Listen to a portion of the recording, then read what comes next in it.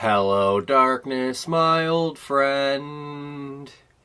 You've come to talk with me again. Sens lose 3-2 to the Philadelphia Flyers. And the Sens lose again. I was going to say I can't wait till next year, but there's not even a guarantee they're gonna win any more games next year. Everybody likes to make fun of Ottawa's logo. Oh, they got big zeros all over their chest. Well, how about you start making it a big L? You might as well. They lose all the time anyway. Last night wasn't even that great an effort either. The Flyers dominated a large part of that game. They were sort of in it at the end though, so I guess there was that. But as always, let's kick things off with lineup changes. For the first time in a few games, there actually was some too. Colin White was a late scratch from the lineup as he dealt with an upper body injury, and Filip Chalapik was recalled on an emergency basis and filled his spot in the lineup.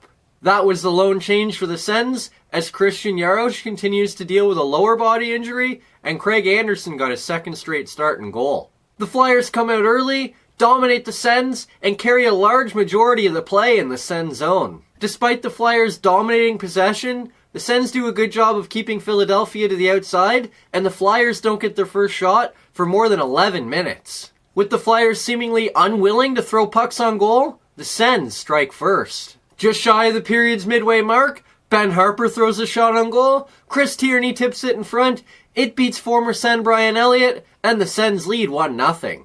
Perfect start, perfect goal, let's keep her rolling, boys. Unfortunately, the Sens don't keep it up. Philadelphia fires 10 shots at the Sens goal over the final 8 minutes and change of the period, can't find the back of the net, and somehow the Sens take a 1-0 lead into the first intermission. After starting to take over the game in the first period, the Flyers come out in the second and absolutely dominate the period. Barely 2 minutes into the period, the Flyers get their goal, and we're tied at 1. The Sens once again can't clear the puck out of their zone. The Flyers keep it in. It eventually finds its way onto the stick of Shane Gostisbehere. He puts it in the pinball machine. It bing, bing, bing, bing, bing, bing, bing, bings around the pinball machine, goes in the net, and we're tied at 1. Seriously. The puck bounced around before it went in. Gostisbehere shot the puck towards the goal. It hit Couturier's leg, bounced out to the left. It then bounced off Lindblom's leg and went back towards the net, beat Andy, and the Flyers have the tie. What a perfect example of all the poor things that Ottawa does defensively. Can't get the puck out?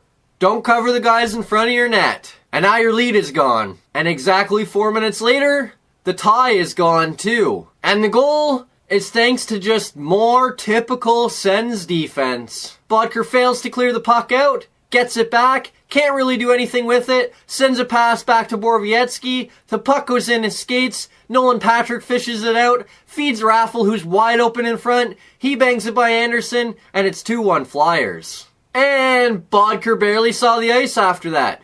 Can't say I disagree. Unfortunately, things would go from bad to worse before the end of the second period. Then late in the period, Scott Laughton completes the Ottawa Senators sweep. Laughton collects his third goal in 3 games and 5th point in the same span against the Sens. The Flyers move in 4-on-2, Konechny feeds Laughton, he fires a wrister by Andy, and it's 3-1 Philly. We're 5-on-5, the puck was in the neutral zone, and Philly gets a 4-on-2. Are you joking? All 3 goals have been just such awful defense. I can't stand this.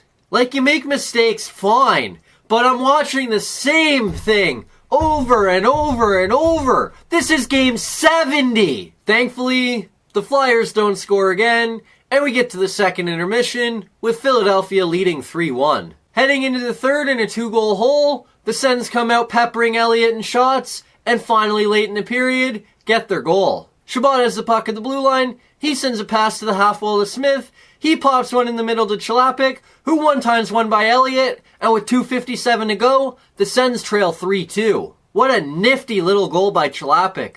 Hopefully we start seeing that shot for good with the Sens starting next season. And hopefully he can put that shot to good use like that. But a Zach Smith tripping penalty with 2:01 left in the period ends any hope of a Sens comeback, and the Flyers skate away with a 3-2 win. That Smith penalty was just a perfect microcosm of the game. The Sens didn't really stand any chance of coming back, and then late in the game they actually had a chance, but of course the penalty took that away.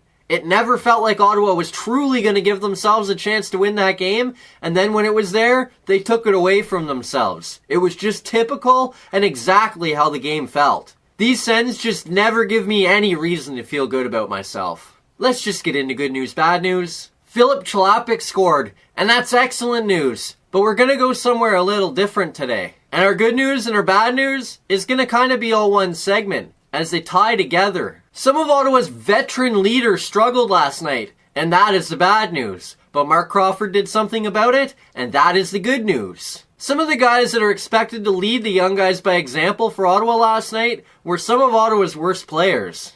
There were a lot of terrible mistakes made by them, and some of them that just really shouldn't have happened. Borowiecki turns the puck over on the first one, Bodker turns the puck over on the second one, and particularly that second goal, Bodker had 2 opportunities to get the puck out, and didn't either time. With young guys on the team, those vets need to show the young guys that when the puck isn't exactly in a great position, just get it out first. The vets didn't do that, and it cost the Sens a few goals. Thankfully, Mark Crawford was there to send a message, and that was really nice. Bodker played the fewest minutes on the team last night, at 7:22. Bodker's 7:22 was boosted by a significant amount of ice time in the first period, as after that mistake early in the second, he was stapled to the bench. He never saw the ice again in the second, and appeared in just 2 shifts in the third.